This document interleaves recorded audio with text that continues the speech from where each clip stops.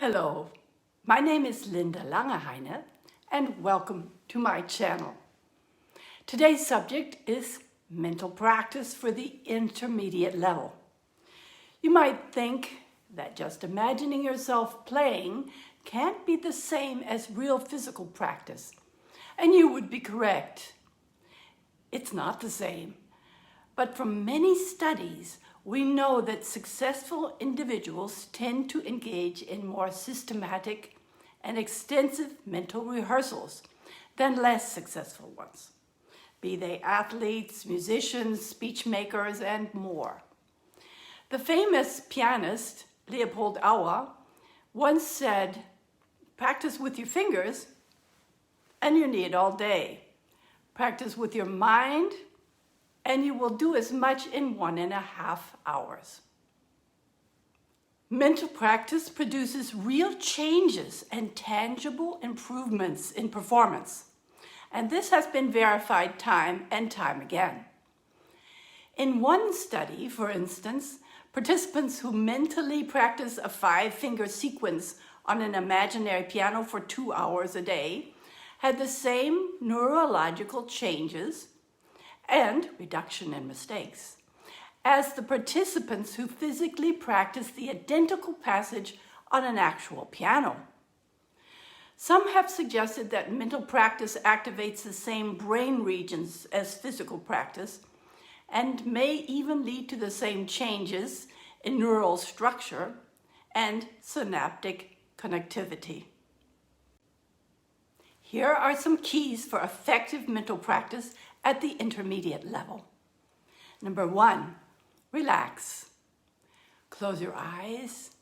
Focus only on your breathing for a minute.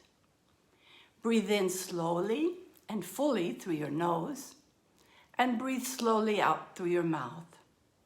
Then do a total body scan to check for body tension. Let any tightness you find just melt away. 2, warm up your memory. Imagine yourself playing a scale or something you are very well acquainted with. Can you hear yourself exactly? What do you feel? Can you feel your fingers, your arms, shoulders, lungs, throat, etc.? How vividly can you mentally recall the kinesthetic elements involved in playing your instrument or singing? 3, practice with the music. First, look at the portion you've chosen to work on. While looking at the notes, see, feel, and hear yourself playing, even though you are only playing in your mind. Concentrate on the motions that produce the sounds and outcomes you want as you go through the music, note by note, phrase by phrase, in your head. When you imagine, create a multi-sensory experience and make your imaginary playing or singing as realistic as you can. Hear the music in your mind. Register tactile and movement sensations. Connect with the expressive shape of each phrase. Keep playing in your mind until your imaging gets fuzzy or you feel the need to correct the way something sounded mentally. If you hear or see yourself play something that doesn't sound like you want it, go back and begin again.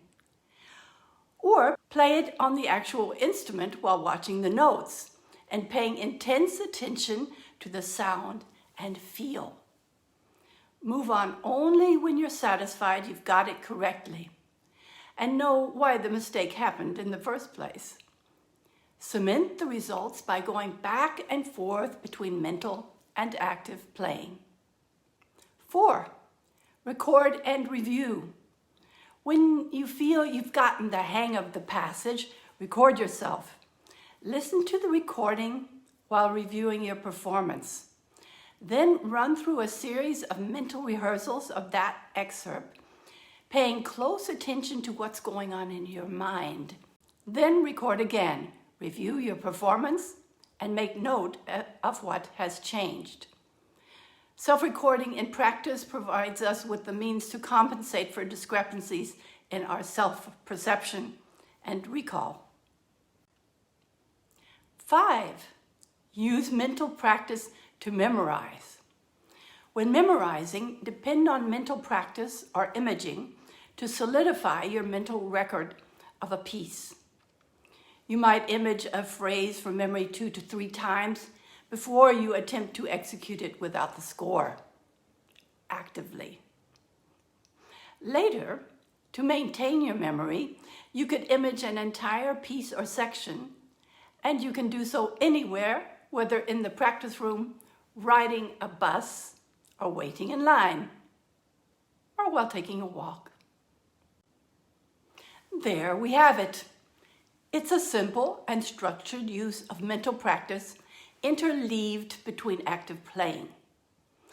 I hope you use these suggestions and include mental practice in your daily work. Please subscribe and feel free to leave comments about your own mental practice experiences. I'm also happy to answer any questions.